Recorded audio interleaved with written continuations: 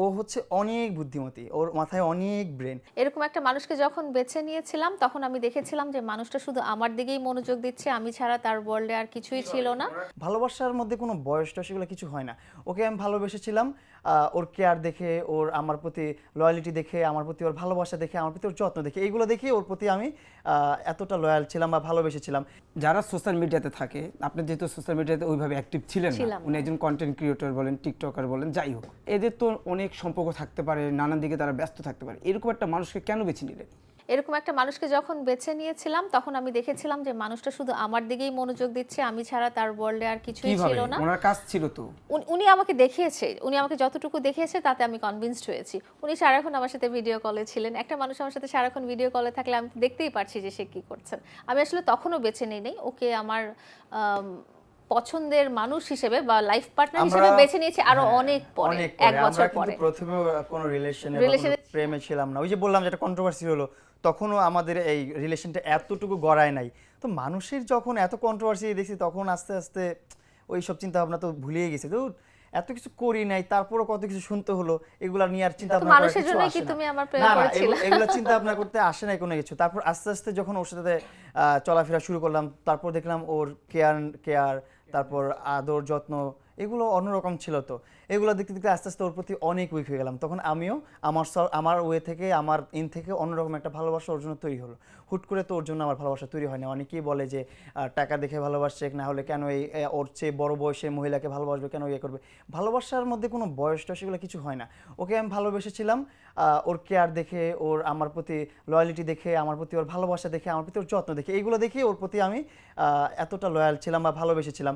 আপনারা দেখবেন ওর সাথে যখন রিলেশন ছিলাম তখন কিন্তু আমি ওরকম কোনো মেয়ে নিয়ে ওরকম কন্টেন্ট করতাম না বা মেয়েদের সাথে চলাফেরাও ছিল না।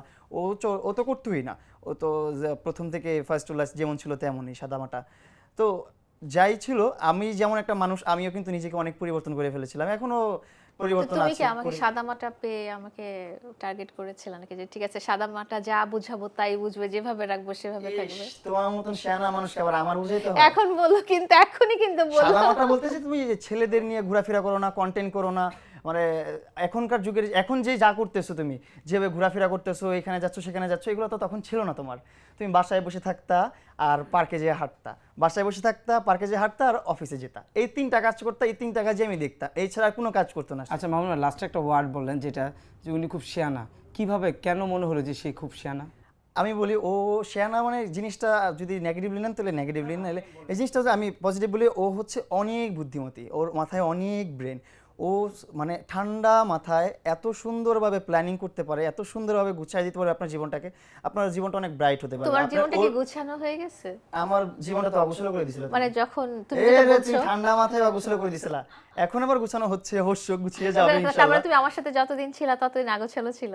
হ্যাঁ, না গুছানো ছিল, তারপর এই যে এক বছর আমার অগোছালো করে দিছো তুমি আচ্ছা, ঠান্ডা তো মাথায়। মানে তুমি যতদিন আমার সাথে ছিলা ততদিন তোমার জীবনটা গোছানো ছিল, কিন্তু তারপর যখন আমি তুমি চলে আমার আসছি, কাছে তুমি চলে তখন অগোছালো আমি বানিয়ে আগোছালো করে দিয়েছো। বানিয়ে দিয়েছি। তুমি আচ্ছা, বানিয়ে দিয়েছো। আমি বানিয়ে এখন কি দিয়েছি। তাহলে আবার সে আগের মতো গুছিয়ে দিবে? অবশ্যই গুছিয়ে দিবে, গুছিয়ে দেওয়ার ও জানে, এন্ড আপনারাও জানেন, এটা রিভিল করা হয়েও গেছে অলরেডি, বলা হয়েছে যে কি করবে ও। এগুলো করলেই হবে, যে মানে মামলা মোকদ্দমার যে ঝামেলাগুলো এগুলো উঠে গেলেই হচ্ছে যে মামলার জীবনটা সফট হয়ে যাবে। মামলাটা relax এখন হবে, কোন গোছানো যাবে। পর্যায়ে আছে? এখন এটা চলমান পর্যায়ে, অন প্রসেস। জলবান পর্যায়ে আছে। কিন্তু আমরা কথা বলেছি একসাথে, আমরা সবকিছু প্রসেসিং করছি, আমাদের লয়ারদের সাথে কথা হয়েছে, ওনারা সবকিছু আইনি প্রক্রিয়াতে আগাচ্ছে। নেক্সট ডেটগুলোতে ইনশাল্লাহ এগুলো সব সলভ হয়ে যাবে। এগুলো তো আইনের কাজ আস্তে আস্তেই চলতে থাকে, আইনের মোতাবেক চলতে থাকে।